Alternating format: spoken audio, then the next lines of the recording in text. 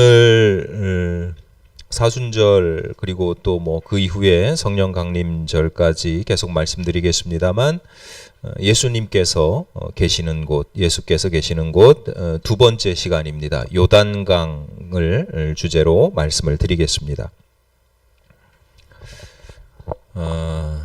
요즘은 그런 일이 거의 없는 것 같은데요. 제가 어릴 때는 가끔 셔츠, 옛날에 남방 남방 이렇게 얘기했잖아요. 그 셔츠의 단추를 이렇게 잘못 끼울 때가 가끔 있었습니다. 흔한 표현으로 첫 단추를 잘못 꿰는 거죠. 근데 문제는 첫 단추를 처음에 잘못 꿰었을 때 깨닫는 경우는 거의 없고, 이제 한 중간쯤 내려갔을 때 또는 이제 끝에 다다라서야 왜 하나가 남지? 이러고 보면 잘못 낀 거죠. 첫 단추를 잘못 깨는 경우가 주로 이제 바쁘거나 분주하거나 뭔가 다른 생각에 사로잡힐 때이기 때문에, 이게 다시 하나씩 또 다 풀르고 처음부터 시작돼야 하는 그 과정들이 참 여간 안 그래도 바쁜데 이걸 다시 거꾸로 돌아가야 되니까 좀 짜증날 때도 많았던 것 같습니다. 이런 일들이 우리 일상에서도 종종 일어나죠. 오죽하면 3살 버릇이 여든 간다, 이렇게 표현이 속담이 있겠습니까? 제가 오래전에 우리 지방 목사님에게 중국어를 배울 뻔한 기회가 있었거든요. 배우진 못했는데 결과적으로 배울 뻔한 기회가 있었는데, 이분이 중국 출신이시라서 중국어를 모국어처럼 사용해요. 우리말보다 중국어를 더 잘 사용하시는 분이에요. 근데 그때 중국어를 가르쳐 준다 그래서 배우려고 했는데, 같이 배우려고 하는 사람이 저 포함해서 2사람이었거든요. 근데 그 한 분은 이미 중국어에 대해서 예전에 접해본 적이 있대요. 기초 지식이 있어요. 그러니까 제 입장에서는 염려가 되는 거죠. 중국어를 전혀 모르는, 한 번도 접해보지 못한 제 입장에서 같이 공부를 하면 따라가기가 버거울 수도 있고, 또 하나는 저 때문에 민폐를 끼칠 수도 있으니까, 그래서 염려스럽다. 저 목사님은 그래도 중국어를 좀 배웠다는데 성조 이런 것도 아는데 전 아무것도 모른다. 그랬더니 그 중국어를 가르치려고 했던 목사님의 말씀은 전혀 다른 거예요. 지금까지 당신이 중국어를 이렇게 사석에서, 이렇게 사적인 관계에서 무슨 돈 받고 가르치는 게 아니라 이렇게 사적인 관계에서 중국어를 배워보고 싶다고 하는 분들 가르쳐 보면 아무것도 모르는 사람을 가르치는 게 훨씬 낫다는 거예요. 왜냐하면 대부분 이미 중국어에 대한 기초가 있는 사람들은 잘못 알고 있는 경우가 굉장히 많다는 거죠. 근데 그걸 다시 고치려고 하면 그 고치는 시간이 훨씬 오래 걸린다는 거예요. 중국어를 미리 접한 게 잘못된 게 아니라, 미리 접할 때, 처음 시작할 때 제대로 시작을 해야 되는데, 제대로 시작하지 못하면 아니함만 못한 결과가 되는 거고, 다시 교정하고 수정하고 다시 다 풀러야 되잖아요.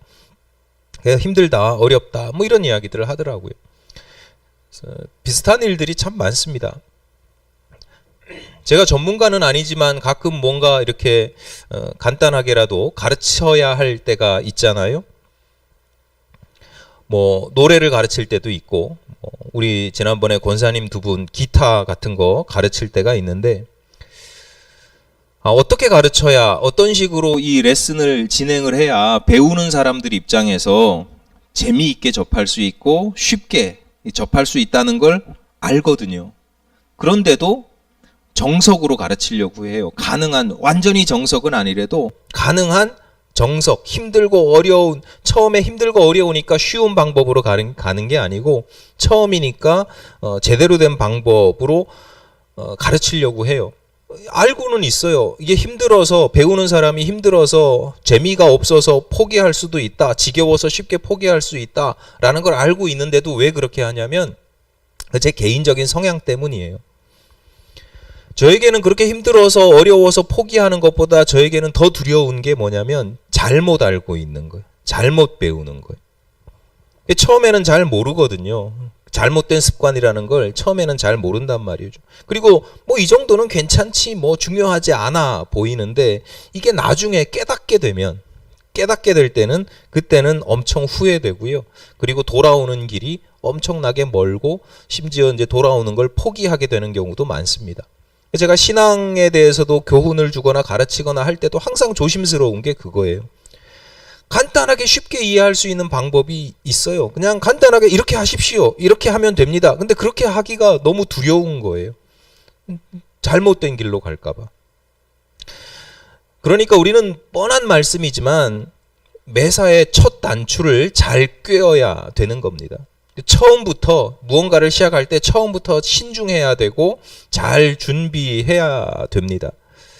속도보다 방향이 중요하다 이런 이야기가 있잖아요. 그 사실을 늘 인식하면서 내가 지금 제대로 된 방향으로 가고 있는가를 점검을 해야 됩니다. 좀 느리더라도 좀 멈춰 서더라도 우리가 주일 모여서 이렇게 함께 예배하고 말씀을 묵상하고 기도하는 것도 그런 겁니다. 우리의 방향을 점검하는 겁니다. 우리는 늘 새로운 시작을 경험하거든요. 우리 일상에는 늘 시작이 있어요. 하루에도 시작이 있고 예배에도 시작이 있고 설교도 지금 시작 부분이잖아요. 그 시작을 잘 해야 돼요. 시작을 잘 꿰어야 돼요. 제가 주로 하는 설교의 내용들이 시작 부분은 거의 이제 분위기를 환기시키고 이제 뭐 새로운 생각을 가지게 하고 이런 거니까 사실은 성경의 아주 본질적인 진리하고는 좀 거리가 멀 수도 있거든요. 그럼에도 불구하고 그 시작을 잘 따라 들어와야 나중에 본질로 들어갈 수가 있는 거예요. 새로운 일을 시작할 때도 있고요. 또 새로운 사람을 만날 때도 있고 새로운 마음을 먹을 때도 있습니다. 근데 오늘따라 속담을 많이 말씀드립니다만 시작이 뭐라고 그랬어요? 반이다. 옛날 분들이 괜히 그런 말 한 게 아니에요. 그 시작, 무슨 일을 하든 사람을 만나든 어떤 마음을 갖든 그 시작이 굉장히 중요하고 잘 시작해야 되는 겁니다.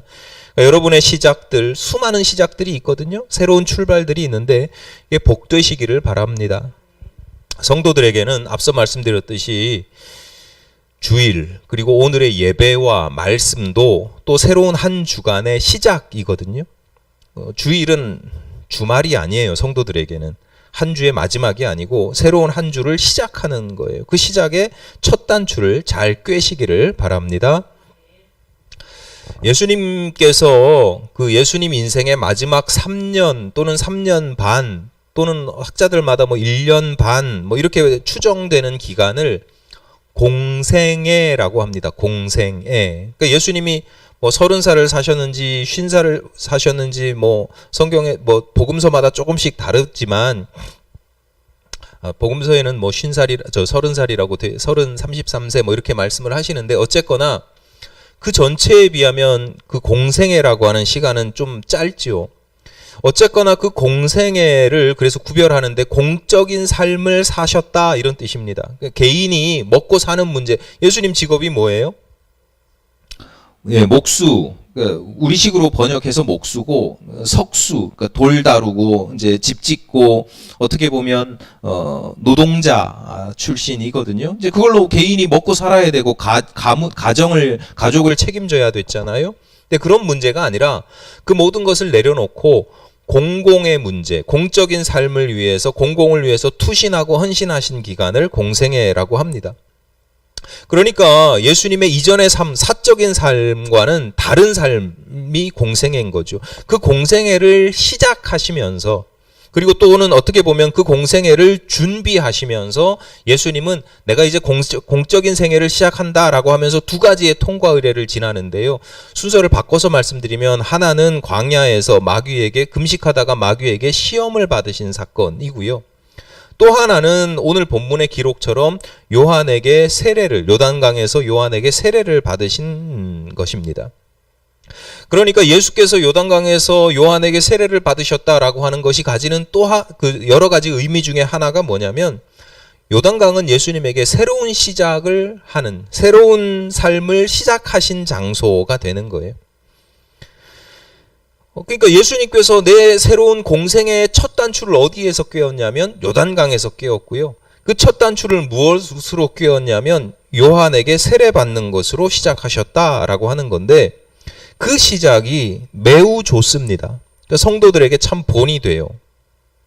시작은 이렇게 하는 거지 라고 하는 것을 보여주는 좋은 모델이 됩니다. 그래서 오늘 본문을 근거로 우리가 시작할 때 반드시 점검해야 되고 첫 단추, 시작을 잘 할 수 있는 방법이 무엇인지를 고려해야 될 것이 무엇인지를 두 가지로 말씀을 드리겠습니다. 우선은 첫 번째는 뭐냐면 시작할 때 우리가 점검해야 되는 게 자기 자신을 확인하는 겁니다. 나를 확인하는 거예요. 나. 본문 16절, 17절을 함께 보시겠습니다. 함께 읽겠습니다. 시작. 예수께서 세례를 받으시고 곧 물에서 올라오실새 하늘이 열리고 하나님의 성령이 비둘기같이 내려 자기 위에 임하심을 보시더니 하늘로부터 소리가 있어 말씀하시되 이는 내 사랑하는 아들이요 내 기뻐하는 자라 하시니라. 아멘. 예수께서 세례를 받으신 다음에 일종의 신비 체험을 하시거든요. 두 가지예요. 하나는 보는 겁니다. 환상을 보는 거죠. 하늘이 열리고 성령이 비둘기처럼 내려서 당신 위에 임하시는 것을 보는 거고요. 하나는 듣는 겁니다. 하늘에서 음성을 들어요. 이는 내 사랑하는 아들이요 내 기뻐하는 자라. 그러니까 이 신비체험 본문을 단순하게 보면 이게 어떤 의미냐면 예수님은 신적인 존재라는 것을 보여주는 장면이에요. 왜냐하면 여러분 교회에서 또는 성도들이 자주 쓰는 표현 중에 하나가 영광이라는 표현이 있거든요. 주님께 영광이라든지 뭐 주님께 영광을 돌려드립니다. 뭐 이런 표현들을 쓴단 말이죠. 그 영광이라고 하는 게 원래 어떤 의미냐면 성경에서 사용된 영광이라고 하는 의미는 성경적인 의미는 하나님께서 임하셨다 이런 뜻이에요. 그러니까 언제가 영광스러운 거고 언제가 영화스러운 거냐면 하나님이 임하실 때예요. 그러니까 우리의 삶이 영광스럽고 내가 하나님께 영광을 돌립니다. 뭐 이렇게 표현은 하지만 내가 영광스럽다, 영화롭다라고 진정으로 영화로우려면 내가 하나님께 영광을 돌려드립니다. 이거는 어떤 의미가 있냐면 하나님께서 나에게 임하셨습니다. 우리에게 임하셨습니다. 이런 뜻이에요. 내가 높은 자리에 올라갔다고 영광스러운 게 아니고 돈 많이 벌었다고 성공했다고 영광스러운 게 아니고 좋은 성적 거두고 좋은 직장에 취직하고 뭐 그런 일들이 일어났다고 영광스러운 게 아니에요. 그 과정 속에서 하나님께서 나에게 임하셔서 나에게 이런 은혜를 베푸셨습니다. 라는 고백이 영광에 대한 표현인 거죠. 예수님께서 보고 들으셨다, 신비체험을 하셨다라는 건 무슨 얘기냐면 예수님께서 하나님의 영광을 보셨고 또 그 영광을 드러내셨다. 하나님께서 당신에게 임하시는 것을 보셨고 드러내셨다. 다른 사람들에게 보여주셨다. 이런 뜻이에요. 본문을 조금만 더 깊이, 그게 일반적인 우리가 상식적으로 알아야 하는 의미이고요. 조금만 더 깊이 들여다보면 하나님께서 그 영광을, 하나님의 임재 그리고 임재를 통한 영광을 누구에게 보여주시고 누구에게 들려주시느냐, 주 시청자가 누구냐라고 했을 때 오늘 본문에서는 예수입니다. 비교해서 볼만한 본문이 하나 있어요. 마태복음 17장이니까 예수님께서 공생애 중에 있었던 일인데 예수님께서 몇몇의 제자들하고 산에 올라가셔요. 근데 그 산 그곳에서 그 산에서 이제 옷이나 얼굴과 옷이 빛났다, 하얗게 빛났다라고 해서 그렇게 변화되었다라고 해서 그 산을 일명 변화산이라고 부릅니다. 실제로는 뭐 다볼산일 거다 뭐 이렇게 추정을 하지만 어쨌거나 변화산 사건 뭐 이렇게 표현을 합니다. 예수님의 얼굴이 빛나게 된 거죠. 자, 그곳에서 제자들은 예수님의 얼굴이 빛나는 것뿐만 아니라 그곳에서 일종의 신비한 모습을 보게 되고 신비한 음성을 들어요. 신비 체험을 해요. 어떤 모습이냐면 보는 건 뭐냐면 예수님께서 두 사람하고 이야기를 나누는데 보니까 한 사람은 모세고 한 사람은 엘리야예요. 모세는 이스라엘 사람들에게 율법, 구약 모세오경이라고 그러죠. 율법을 준 사람이고 출애굽할 때 이제 하나님께서 주시는 율법을 전달해 준 사람이고, 이제 엘리야는 예언자이지요. 예언자. 그러니까 모세는 율법의 대명사고 엘리야는 예언의 대명사입니다. 이게 어떤 의미가 있냐면 유대인들에게 성경은 뭐냐? 성경에서 가장 중요한 게 율법서예요.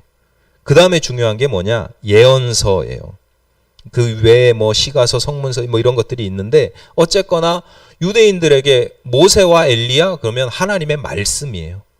하나님의 말씀이라는 뜻이에요. 근데 그것을 예수께서 모세와 엘리야와 대화 나누는 모습을 보았다라고 하는 건 그런 걸 봤다는 거예요. 제자들이 깜짝 놀라서 선생님 저희가 여기 초막셋을 짓겠습니다. 모세를 위해서 엘리야를 위해서 그리고 당신을 위해서 초막셋을 짓겠습니다. 예수님 말리시죠. 그때 하늘에서 음성이 들립니다. 뭐라고 들리냐? 이는 내 사랑하는 아들이요 내 기뻐하는 자니. 그 다음이 중요합니다. 너희는 그의 말을 들으라 하시는지라. 그렇죠? 오늘 본문의 내용하고 비슷하죠. 예수님께서 세례 받으셨을 때 내 사랑하는 자고 내 기뻐하는 자라. 본문의 내용하고 비슷합니다. 하나님의 영광이 임한 것도 비슷합니다.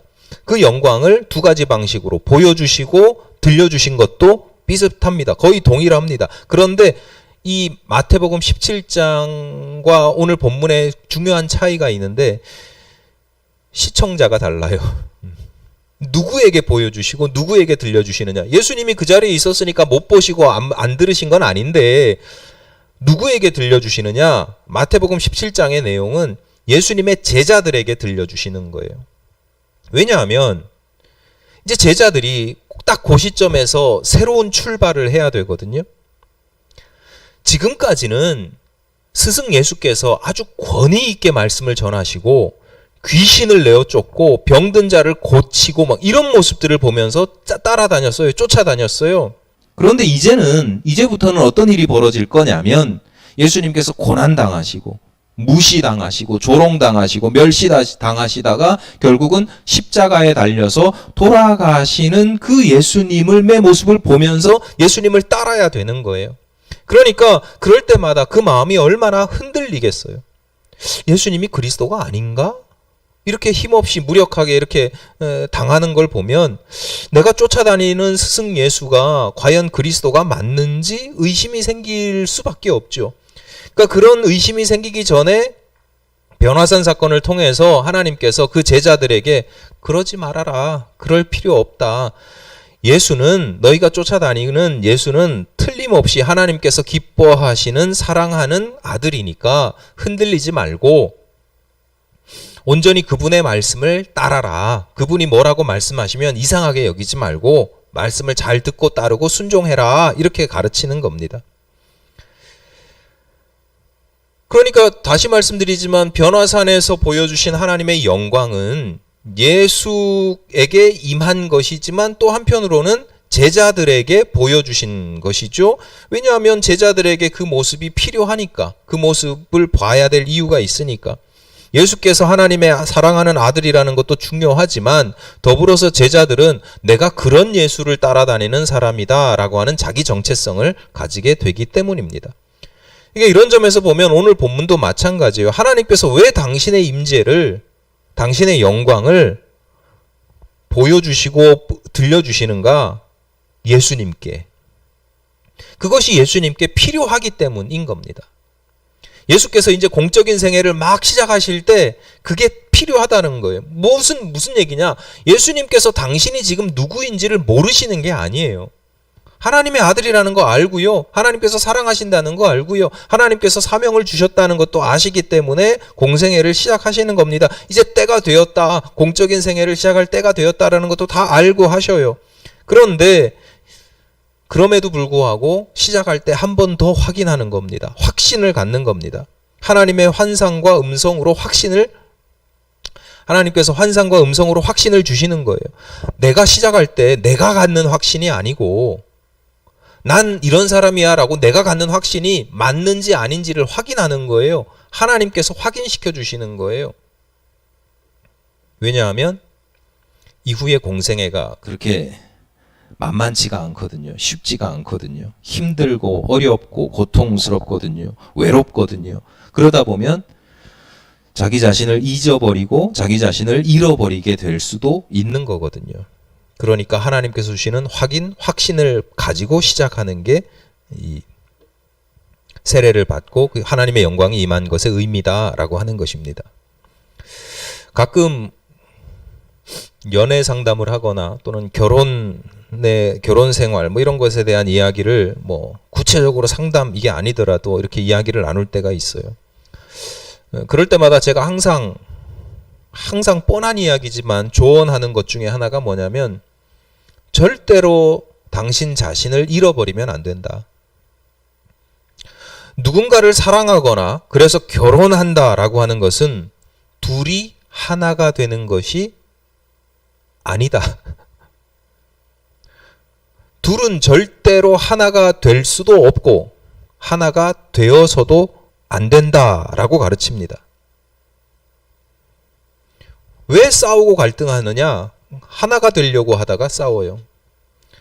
성숙한 만남은 하나가 되는 것이 아니라 각자 다른 둘이 연합하는 겁니다.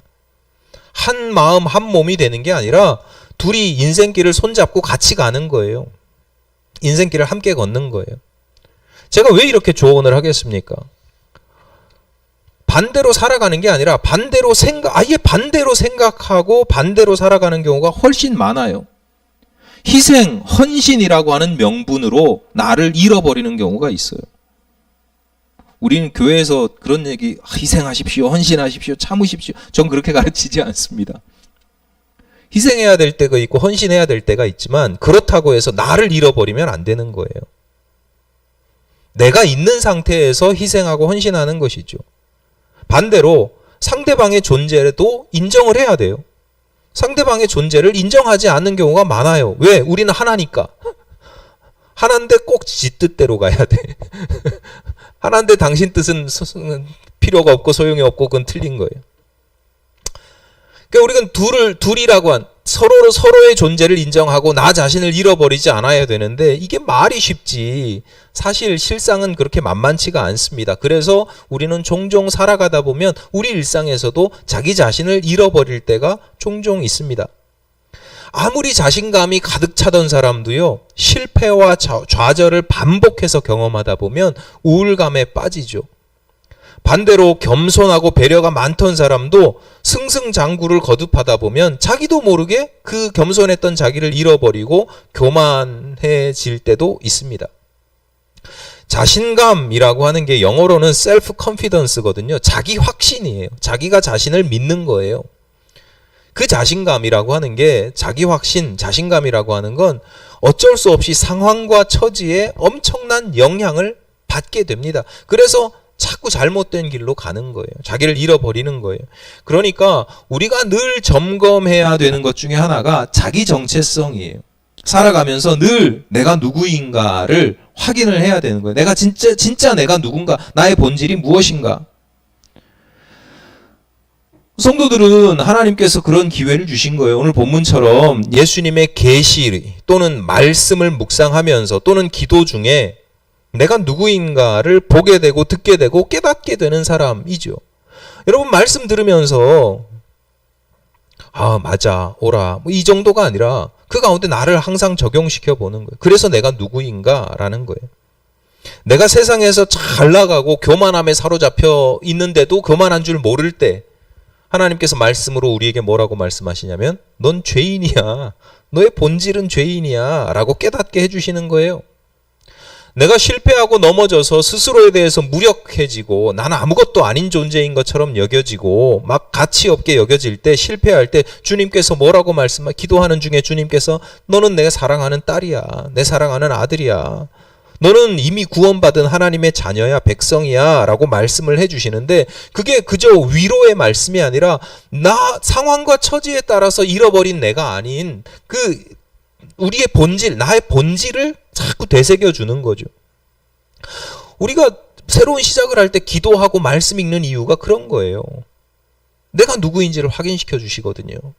새로운 사업을 시작할 때 기도하고 새로운 사업을 시작하는데 목사님께 기도받으면 무슨 신비하고 마법적인 힘이 그거 아니고요. 그것도 그런 부분도 있겠습니다만 없다고 단정 지으면 안 되죠. 근데 그보다 훨씬 중요한 건 뭐냐면 기도를 통해서 나를 확인하는 거예요. 내가 지금 누구인가를 확인하는 거예요. 사업 시작할 때 얼마나 기대감을 가지고 시작하겠어요. 실패하고 힘들다고 생각하고 시작하는 사람 아무도 없거든요. 기대하고 이렇게 하면 이렇게 되고 저렇게 하면 저렇게 될 거야 막 환상을 가지고 시작하면서 자기가 어떤 사람인지 난 이것밖에 안 되는 존재인지를 잊어버릴 때도 있고, 거룩하게 살아야 되는 존재인데 거룩한 사람인데도 세속적인 사람으로 변질될 때도 있고, 그러니까 기도 시작할 때 기도하고 말씀 묵상하면서 시작하는 거예요. 내가 누구인지를 확인하는 거죠. 근래 신조어 중에 근자감이라는 용어가 있죠. 근거 없는 자신감 이런 뜻입니다. 옛날에는 만용이라고 했는데 성도들의 자기 확신은 절대로 근자감이 아니고 또 근자감이 되어서도 안 됩니다.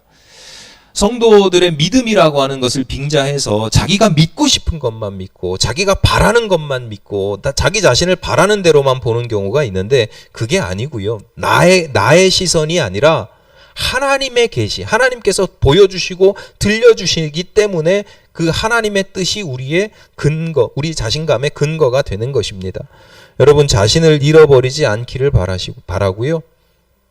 수시로 또 잃어버리게 되어 있어요. 그때마다 잃어버린 자신을 잘 찾을 수 있으시기를 바랍니다. 특별히 새로운 시작을 할 때마다 내가 누구지? 라고 하는 자신을 잘 찾는 것이 필요합니다. 두 번째는 처음 시작할 때 중요한 게 첫 번째는 자기 자신을 확인하는 것이고 두 번째는 목적을 확인하는 겁니다. 궁극적인 목적을 확인하는 거예요. 요한이 요단강에서 세례를 베풀면서 늘 아주 자신감이 차고 넘치는 사람이었거든요. 자기가 누구인지를 알았어요. 그래서 그 당시 기득권자였던 서기관들과 바리새인들이 왔을 때도 그 사람들한테 뭐라 그러냐면 야, 이 독사의 자식들아, 누가 너희들에게 임박한 이 진노를 피하라고 하더냐. 성경에서 곱게 독사의 자식들아 이렇게 했지만 실제적인 어감은 쌍욕을 퍼붓는 거예요. 이런 때려 죽일, 썩어 문드러질 뭐 그런 식인 거죠. 그 사람들 무서워하지 않아요. 자신이 있어요. 요한은 당신이 하나님의 그 사자로서의 자신이 있어요. 그러니까 백성들이 요한을 보면서 저 사람 저렇게 자신감을 가질 정도면 대단한 사람인 거예요. 그래서 백성들이 우리가 고대하던 메시아가 바로 당신입니까? 당신일 수도 있겠습니다. 라고 이야기를 하면 그때마다 요한은 뭐라고 이야기하면 나 아닙니다. 나는 그분의 길을 예비하는 자일 뿐이고 그분에 비하면 나는 그분의 신들매도 감당하지 못합니다. 그분의 신발끈도 맬 수 없는, 옛날에 종들이 이제 신발끈을 묶어준단 말이에요. 근데 그런 것도 할 수 없을 만큼 나는 비천하고 그분에 비하면 비천하고 연약한 사람입니다. 그렇게 이야기를 했단 말이에요. 근데 그 어느 날 요한이 그 그분을 만난 거예요. 신발끈도 맬 수 없는 그분을 만난 거예요. 한눈에 딱 알아봐요. 그런데 그분이 뭐라고 하냐면 세례를 베풀어 달라는 거죠. 이 요한 입장에서 얼마나 황당하고 당황스럽겠어요. 세례를 내가 받아야 될 분인데 세례를 나에게 베푸셔야 될 분이 나에게 세례를 받는다. 이게 말이 안 되는 게, 세례라고 하는 게 씻는 예식이잖아요. 세자가 세수할 때 세자고 씻는 예식이란 말이죠. 원어를 씻는 예식이니까 뭐냐면 죄를 씻는다 이런 거예요. 씻는 예식이 얼굴에 묻은 때를 씻는 게 아니고 우리 영혼의 죄를 씻는다 이런 뜻이죠. 세례라고 번역도 있지만 원래 원어적인 의미하고 그 당시에 이 방식은 침례입니다. 물속에 들어갔다 나오는 거예요. 그러니까 씻는 것보다는 침례는 물속에 들어갔다 나왔다. 무슨 얘기예요? 잠수? 그렇죠. 물속에 들어갔다 나왔다는 건 죽었다가 다시 살아난다는 뜻이에요. 그러니까 죽을 만큼 일단 죄인이라는 걸 의미하는 거죠.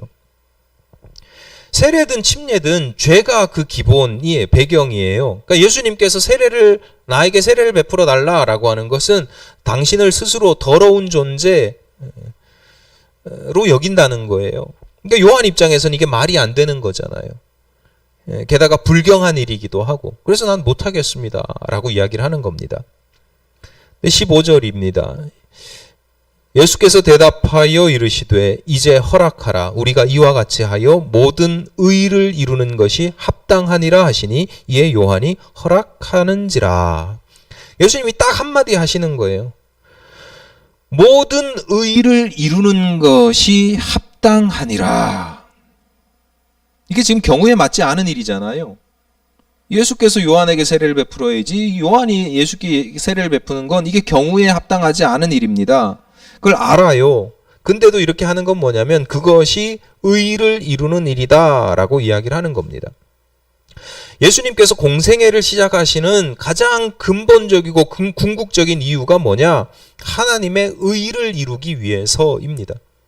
하나님의 의를 이루기 위해서는 때로는 무시당할 수도 있고 때로는 낮아질 수도 있고 때로는 오해받을 수도 있다라고 하는 거예요. 예수님께서 죄가 있으셔서 세례를 받으시는 게 아니지만 다른 사람들이 볼 때는 예수님은 요한의 제자야 뭐 이렇게 오해할 수도 있잖아요. 그거 뭐 두렵지 않다는 거예요. 그거 중요하지 않다는 거예요. 하나님의 의를 이루는 것이 훨씬 중요하다라는 거예요. 한 10여 년 전에 있었던 일인데요. 베들레헴에 가면 예수님의 탄생을 기념하는 아주 오래된 교회가 있습니다. 한 1700년 정도 된 교회니까 웬만한 교회는 비비지 못할 정도로 세계에서 가장 오래된 교회 중에 하나인데 이 교회를 이 베들레헴 탄생교회, 예수 탄생교회를 세 교파라고 그래야 되는 세 교단이 공동으로 관리를 합니다. 카톨릭과 그리스 정교회 그리고 아르메니안 교회인데요. 정교회에서는 성탄절이 1월 달이에요. 성탄절을 1월 달로 지켜요. 그러니까 그 성탄절 1월 달 성탄절을 앞두고 12월 달 그리스 정교 그 세 교파 중에 두 교단이 그리스 정교회하고 아르메니안 교회 성직자들이 그 안에서 교회 안에서 100여 명이 집단 난투극을 벌입니다. 말려지지가 않아가지고 몽둥이랑 주먹으로 그 쌍욕을 퍼버가면서 난투극을 벌려서 말려지지가 않아서 그 베들레헴에 경찰이 출동을 해서 진압한 다음에야 싸움이 멈췄습니다. 근데 왜 싸웠는지 아세요? 성탄절을 앞두고 성탄절을 준비하느라고 교회 청소를 하는 거예요. 근데 청소를 할 때 구역이 있거든요. 공동으로 관리를 하니까 구역이 있는데 그 구역을 넘어왔다는 거예요. 우리가 더 많이 청소할 거야. 예수님의 성탄절을 우리가 더 많이 준비할 거야. 더 깨끗하게 할 거야. 이게 뭐 극단적인 경우이긴 하지만 살다 보면 수단이 목적이 되는 경우가 굉장히 많습니다.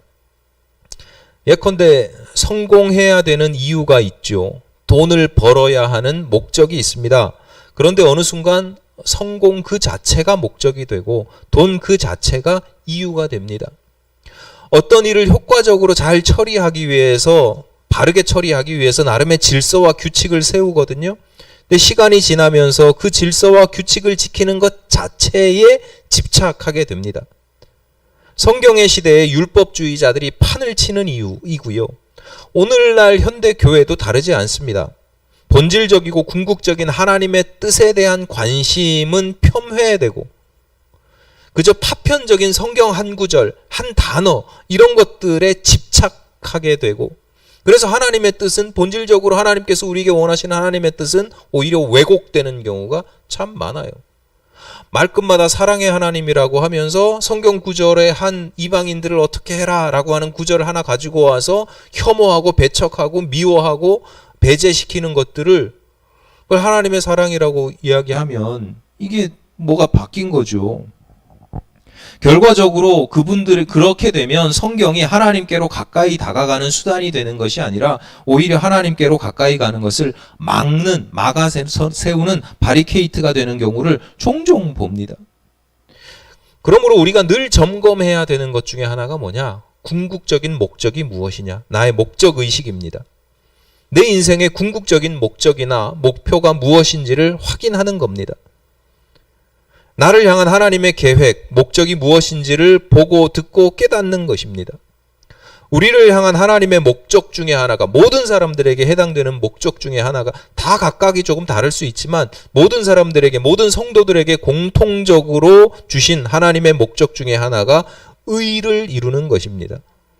예수께서 그래서 뭐라고 말씀하십니까? 너희는 먼저 그의 나라와 그의 의를 구하라. 내 의가 아닙니다. 내 의가. 내가 생각할 때 바른 게 아니에요. 내가 생각할 때 이게 아니에요. 내 생각에 옳게 여기는 게 아니고 내 생각과 판단으로 보면 이게 불편할 수도 있어요. 이렇게 되면 아니지. 이건 아니지. 뭐 이럴 수 있어요. 저는 이런 경우를 아주 종종 경험해요. 종종. 아주 제 자신에게서. 운전하다가 이렇게 막 어제도 운전하는데 왜 이렇게 오늘따라 쓸데없이 길을 막고 비켜주지도 않고 분명히 나 봤는데 왜 안 비켜줘? 그래서 짜증을 막 내다 보면 집사람이 그러지 말라고. 더 화가 나지. 내가 바른 말 했는데, 내가 바른 생각인데, 제가 틀린 게 아니에요. 제가 틀린 게 아닌데, 근데 하나님의 의의 입장에서 보면 좀 더 제가 침착할 필요가 있고, 신중할 필요가 있고, 겸손할 필요가 있고, 마음의 여유를 가질 필요가 있는 거죠. 그게 하나님의 의거든요. 나를 향하신 하나님의 의란 말이에요. 근데 잘 안 돼요. 어떤 목사님이랑 뭐 어떤 사안에 대해서 논쟁을 할 때가 있거든요. 좀 참아야 되는데, 그게 하나님의 의라는 걸 아는데 못 참아요. 왜냐하면 틀린 말을 하니까, 말도 안 되는 소리를 하니까, 제 입장에서. 그러니까 나의 의와 하나님의 의가 충돌될 때가 있어요. 근데 많은 사람들이 나의 의는 곧 하나님의 의라고 생각하는 경우가 많은데 아닌 경우가 굉장히 많아요. 그러므로 우리는 항상 이게 나의 의인지 그분의, 그 나라의 그분의 의인지를 분별할 수 있어야 되고 성찰할 수 있어야 됩니다. 그래서 내가 볼 때는 옳아 보여도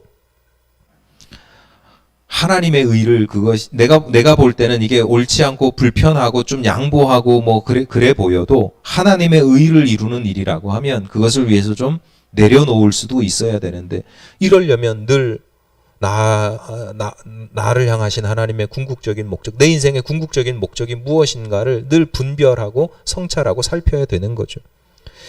다시 말씀드리지만 우리는 늘 새로운 시작을 경험하거나 또는 새로운 시작을 준비해야 됩니다. 그때마다 반드시 확인해야 되는 것 두 가지인데, 하나는 내가 누구인가, 나의 본질이 무엇인가를 확인하는 것이고, 또 하나는 나를 향하신 하나님의 목적이 무엇인가를 확인하는 겁니다. 하나님께서 보여주시고 들려주시는 본질적인 자신과 궁극적인 목적을 깨닫고 지키면서 살아가시기를, 특별히 새로운 출발을 하실 때마다 잘 점검하고 나아가시기를 간절히 바랍니다. 기도하시겠습니다. 하나님, 저희들 인생에서 경험하는 수많은 시작들을 주님 안에서 복되고 거룩하게 출발하기를 원합니다. 저희들에게 지혜를 주시고 믿음을 주시고 또 하나님의 말씀, 계시, 하나님의 영광을 보여주셔서 하나님께서 원하시는 바 복된 첫 단추를 복되게 깰 수 있고 바르게 꿰을 수 있는 저희들이 되게 하여 주옵소서. 예수님 이름으로 기도드립니다. 아멘.